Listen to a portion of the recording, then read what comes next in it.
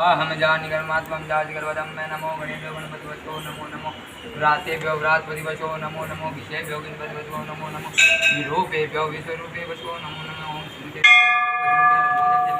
श्रीनाथो विनायक धूम्रकेतु गणाध्यक्षो बालचंद्रो गुजान द्वादितानि नामानि या पठेज बुनियादे विद्यारंभवाच प्रवेशंभ्रामी संख्य विगंतसेन जाते गुलाम भजम देवम शशि वर्णम चतुर्भुजम पश्यन् वद्यं जाते सवनो शांति अभिसिद्धादितं पूजिते गणाधिपतिं सर्वमंगलमंगले शिवे सर्वासाधिके धन्ये धन्ये गौरी नारायणी नमोस्तुते ओम गजाननं भोजनायेविदं गवीदजम्बोवलजारुभक्षिणं उमादुतं सो गविनाशकारकं नमामि विघ्नेश्वरपादपङ्कजं शिवतनय वरिष्ठं सर्वकल्याणमूर्तिं वरदुर्मस्तं शोभितं मौलिकेन अर्णपुष्पमाला व्याल्यज्ञोपवीतं मम हृदय निवासं श्रीगणेशं नमामि। वर्षाओं के प्राचीन काल की बात है कि मध्य देश में अशोकपति नाम को परम ज्ञानी राजा थे। उनकी दीर्घ काल तक कोई संतान न होने के कारण दुखी हुए राजा ने अपने राज्य के सभी विद्वान ज्योतिषी ब्राह्मण पुरोहित आमंत्रित कर एकत्रित किए। सबका यथा योग्य सत्कार कर कहा, हे भविष्यदर्शी विद्वान विप्रो, आप सब गणना कर यह बात बताने की कृपा करें कि मेरे भाग्य में कोई संतान है या नहीं। तत्काल राजा के प्रश्न का उत्तर देने के लिए विद्वान ज्योतिषियों ने अपनी अपनी ज्योतिष गणनाएं प्रारंभ कर दी। कुछ समय सब गंभीर होकर राजा की ओर देखने लगे। राजा ने कहा, आप लोग निसंकोच कर सच्ची बात कहिए। ज्योतिष बोले, हे राजन, आपके प्रश्न का उत्तर प्रसन्नता बढ़ाने वाला नहीं है, फिर सत्य को छिपाना भी नहीं है, आपको बता ही देना है। आपने एक अत्यंत रूपवान, बुद्धिमान और धर्मपरायण कन्या का उत्पन्न होगी। इसके अतिरिक्त वह भी अपने विवाह के 1 वर्ष बाद विधवा हो जाएगी। यह विधि का विधान है।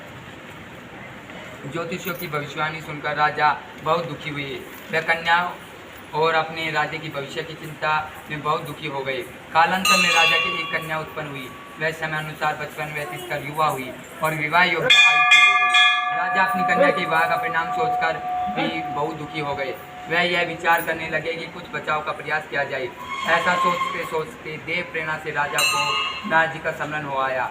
धर्मात्मा राजा ने आह्वान कर नारद जी को बुलाया और सारी बातें बता दी। नारद जी कुछ पल विचार कर बोले, हे राजन, तुम अपनी कन्या का विवाह का दायित्व उसी पर छोड़ दो।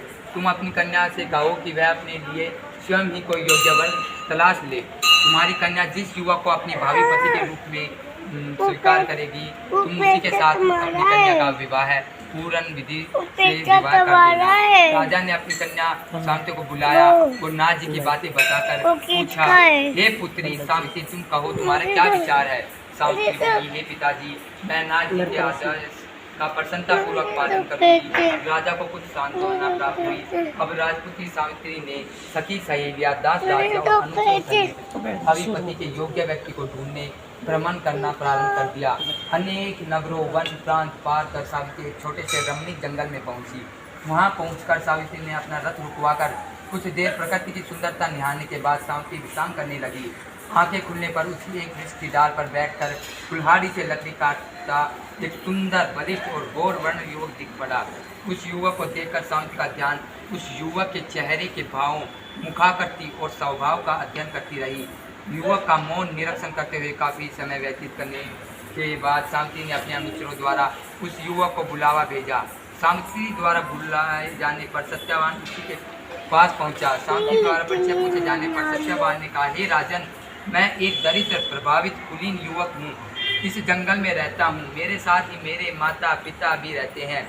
वे अंधे हैं। मैं जंगल की लकड़ी काटकर बाजार में बेचता हूँ।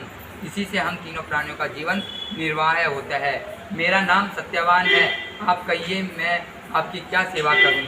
उसी समय सत्यवान नामक युवक की शालीनता, श्रेष्ठता और स्पष्टवादिता से सावित्री बहुत प्रभावित हुई। उस युवक के गुणों से प्रभावित होकर उसने विवाह करने का निश्चय किया। ऐसा निर्णय लेते ही सावित्री ने युवक से शांत गंभीर स्वर में विनम्रतापूर्वक विवाह का प्रस्ताव रखा। सावित्री का प्रस्ताव सुनकर सत्यवान ने कोमल नरम स्वभाव में कहा, हे राजकुमारी, मेरे साथ विवाह करना आपके लिए उचित नहीं है। मेरे साथ ही आप भी दुखों और संकटों में घिर जाएंगी। इसके बाद सावित्री बार बार विवाह का आग्रह करने लगी। सत्यवान तरह तरह से चमकता रहा, लेकिन सावित्री के हट करने पर सत्यवान ने कहा, समीप ही मेरी कुटिया है, वहाँ मेरे माता पिता आपके पास, आप उनके पास चलें। अच्छा हो कि यह बात उनके सामने हो। सत्यवान के प्रस्ताव से उत्साहित होकर सावित्री उस कुटिया में गई। वहाँ सत्यवान के अंधे माता पिता ने भी सावित्री को हर तरह से समझाया, पर सावित्री अपनी ओर से उन्हें तरह तरह से आश्वस्त कर विवाह की स्वीकृति प्राप्त करने में सफलता प्राप्त कर ली। सत्यवान ने भी विवाह के लिए स्वीकृति दे दी। सत्यवान की कुटिया से लौटकर सावित्री अपने पिता के पास पहुंची और संपूर्ण वृत्तांत बता दिया। सावित्री अपने पिता के से वार्तालाप कर ही रही थी कि उसी समय नाथ जी आ पहुंचे। वे बोले, तुमने अपने पति से किसे सुना है? इस पर सावित्री ने पुनः सारी बातें नाथ जी के सामने दोहरा दी। नाथ जी बोले, सत्यवान एक गुणवान रूपवान सदाचारी और सज्जन युवक है, परंतु विवाह के 1 वर्ष बाद ही उसकी मृत्यु हो जाएगी। इसलिए हे सावित्री, तुम अपने लिए पुनः किसी अन्य व्यक्ति को चुन लो। सत्यवान अल्पायु है, कम उम्र में मरने वाला है। नारद जी की बातें सुनकर सावित्री बोली, हे नारद जी, देव भय से मैं धर्म विमुख नहीं हो सकती। हिंदू नारी जीवन में एक बार ही अपने पति का चुनाव करती है। मैं सत्यवान का अपना पति चुन चुकी हूँ, अब वचन भंग कर हतक नहीं करूँगी। नारद जी ने और सावित्री के पिता ने उसे तरह तरह से समझाया, पर सावित्री सत्यवान से ही विवाह करने पर दृढ़ रही। तो नारद जी ने कहा, तुम्हारा कल्याण हो, जीवन सुखी हो। नारद जी आशीर्वाद देकर विदा हो गए। सावित्री की इच्छा अनुसार उसके पिता ने उसका विवाह सत्यवान से करा दिया। सावित्री को ज्ञात था कि 1 वर्ष बाद उसके पति की मृत्यु हो जाएगी। ऐसे में यदि शंकर जी को प्रसन्न कर लिया जाए तो विधि के विधान पर भी विजय पाई जा सकती है, क्योंकि शंकर जी के विषय में प्रसिद्ध है, मैटा ही कठिन कुंकम कबाल के बावई में सकई पे पुरारी। अर्थात शंकर जी में शक्ति है कि विधाता का विधान भी बदल सकते हैं। अतः ये सब प्रकार से नीचे कर सावित्री भक्तिपूर्वक शंकर भगवान की आराधना करने लगी। सत्यवान के लिए सावित्री पूर्ण मनोयोग से शिव जी की आराधना करती रही। जब सत्यवान की आयु केवल 7 दिन शेष रह गई तो सावित्री और तीर्थता से कठिन व्रत उपवास कर भगवान को प्रसन्नता करने में लग गई। लेकिन सावित्री की भक्ति से प्रसन्न होकर भगवान शंकर उसके सामने प्रकट हुए। बोले, मैं तुम्हारी भक्ति से प्रसन्न हूँ, मुझसे मनोवांछित वर मांग लो। सावित्री बोले, भगवान, मेरे पति को आयु को 2 ही दिन शेष हैं, कृपया उनकी जीवन की रक्षा की युक्ति बताएं। भगवान शंकर बोले, कल ज्येष्ठ की अमावस्या के दिन भक्ति पूर्वक वट वृक्ष की पूजा करने से तुम्हारी मनोकामनाएं पूर्ण होगी। सावित्री ने वट वृक्ष की भक्ति पूर्वक पूजा की और रात्रि जागरण किया। दूसरे दिन प्रातःकाल जब सत्यवान जंगल में लकड़ी काटने जाने लगा तो सावित्री भी उसके साथ चलने की हट करने लगी। किसी प्रकार सास ससुर को राजी कर सावित्री ने पति को भी मना लिया और उसके साथ जंगल में स्वयं भी गई। लकड़ी काटने के लिए जब सत्यवान ने एक वृक्ष पर चढ़ा तो एक डाल को काटने के लिए कुल्हाड़ी चलाते ही सत्यवान का सिर दर्द करने लगा। वह वृक्ष से नीचे उतर आया और सावित्री से बोला, मेरे सिर में पीड़ा हो रही है, मैं आराम करना चाहता हूँ। पतिव्रता धर्मपरायण सावित्री चिंतित होने लगी। सत्यवान कुछ ही देर में मूर्छित होकर अचेत हो गया। तभी सावित्री ने अपने सम्मुख एक दिव्य पुरुष को देखा। उस दिव्य पुरुष को देखकर सावित्री ने पूछा, आप कौन हैं? उसने उत्तर दिया, मैं यमराज हूँ, मैं तुम्हारी पति की आयु समाप्त हो चुकी है, मैं उसके प्राण लेने आया हूँ। अपनी बात समाप्त कर यमराज ने सावित्री की गोद में अचेत पड़ी सत्यवान के प्राण लेकर प्रस्थान किया। सावित्री भी यमराज के पीछे पीछे चल पड़ी। यमराज ने सावित्री को अपने पीछे आने से बार बार मना किया, तो सावित्री नहीं मानी। जब वह यमराज के पीछे चलती हुई बहुत दूर आ गई तो उससे अपना पीछा छुड़ाने के लिए का विचार किया। यमराज बोले, अपनी पत्नी को प्राण दान के अतिरिक्त कोई अन्य 3 वर मांग लो और लौट जाओ। इस पर सावित्री ने कहा, हे धर्मराज, मेरे सास ससुर फिर से नेत्रवान हो जाए। धर्मराज एवं मत कह दिया। सावित्री ने अपने सास ससुर को खोया हुआ राज्य लौटाने की प्रार्थना की। धर्मराज ने इसे भी स्वीकार किया। तो अंत में सावित्री ने 30 वर मांगा कि वह पुत्रवती हो जावे।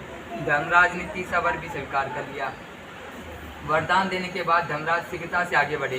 कुछ दूर जाने के बाद धर्मराज ने पीछे मुड़कर देखा तो पाया कि सावित्री अभी भी पीछे पीछे चल रही है। तो इस पर क्रोधित होकर धर्मराज बोले, मैंने तुम्हारे 3 वर स्वीकार कर दिए, तो तुम मेरे पीछे पीछे क्यों आ रही हो? सावित्री बोली, हे भगवान, आपने मुझसे पुत्रवती होने का वर दिया है, फिर भी आप मेरे पति के प्राण लेकर जा रही हैं। पति के बिना मैं कैसे पुत्रवती बनूंगी? सावित्री का तर्क सुनकर और अपने वरदान देने की गलती का अनुभव कर यमराज बौखला गई। पुनः संयत होकर बोले, सावित्री, बड़ी चतुरता से तूने मुझे धर्म संकट में डाला है। जाओ, वरदान असत्य हो नहीं होगा। अपने पति के पास जाओ और तुम्हारे पहुंचे सत्यवान जीवित हो उठेगा। सावित्री अपने पति के पास लौट कर आई और तो वह जीवित हो उठा। दोनों प्रसन्न होकर घर आए। उसी समय में यमराज के दोनों वरदान भी पूरे हो गए। सावित्री के सास ससुर को दिखाई देने लगा, उसके राज्य भी वापस मिल गया। यह सब व्रत सायंत अमावस्या के व्रत का प्रभाव था। इस व्रत को सर्वप्रथम सावित्री ने मनाया। अतः एवं इस व्रत का दूसरा नाम वट सावित्री व्रतम भी कहा जाता है। हे भगवान, जिस प्रकार आपने सावंत के अटक स्वाग दिया वैसे ही सबको देना। जो आपका भक्तिपूर्वक व्रत करे, सावंत के पिता को पुराने श्राप से मुक्ति प्राप्त हुई। सावंती के पिता अश्वपति को भी 100 पुत्र की प्राप्ति हुई और सावंती सत्यवान ने भी अपने 100 पुत्र प्राप्त करके दीर्घायु तक राज्य भोगा और अंत में वैकुंठ सिधारी। प्रत्येक सौभाग्यवती स्त्री के लिए यह व्रत करना आवश्यक। बोलो गणपति महाराज की जय। सारे शिव जी भगवान के चढ़ा दो। शिव जी भगवान के ओम जय हो शांति निरंतर ओम शांति पदवी शांति रावे शांति रोग जय शांति बल हृदय शांति विष्णु देवा शांति शांति जब शांति देव शांति श्यामा शांति सुशांति भक्तों विद्वान देव सविता निबराश वे वदंत न्यास वे मात्रा जब ते गवली में जय वीरा बवरा मही मति यथा संत सुबदे जतुबदे विषम संक्रांति सुमनागम ते तंते देव सत्य राव देव से मनने तेन यज्ञ तेन मामा मनोदो दुर्गा माली देवी दुर्गा तनो तो देव मंदिरात विष्णु देवा जय माता ओम जल चढ़ा सब।